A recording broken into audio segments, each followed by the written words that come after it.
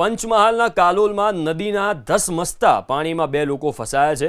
બાકરોલ ગામ પાસે કરાડ નદીમાં પાણીનું લેવલ વધતા 2 લોકો ફસાયા। બ્રિજની કામગીરી સમયે અચાનક પાણીનો પ્રવાહ વધતા આ ઘટના બની। ધસમસતા પાણીમાં જેસીબી ઓપરેટર અને એક સ્થાનિક ફસાયા છે। બંને વ્યક્તિઓએ પિલરના સળિયાના સહારે જીવ બચાવ્યો। રેસ્ક્યુની કામગીરી કરવામાં આવી। ફાયર વિભાગ અને સ્થાનિક તરવૈયાઓની મદદથી બંનેને બચાવી લેવાયા છે।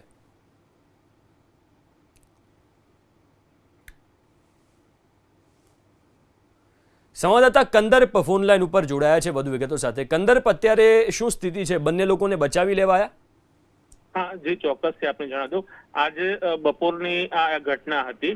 બપોરે ઇટાચી મશીનના ઓપરેટર બ્રિજનું કામ થઈ રહ્યું, નદીના ની અંદર બ્રિજનું કામ થઈ રહ્યું હતું। ત્યાંથી ઇટાચી મશીન લઈ અને બીજી તરફ આવી રહ્યા હતા। તે સમય દરમિયાન અચાનક પાણીનો પ્રવાહ નદીમાં વધતા તેઓ અધવચ્ચે ફસાયા હતા। ઇટાચી મશીન પૂરેપૂરું ડૂબી ગયું હતું। તેઓ જે બ્રિજનો પિલ્લર જે બની રહ્યો છે એના પિલ્લરના ભાગ પર સતત 5 થી 6 કલાક સુધી બેસી રહ્યા હતા।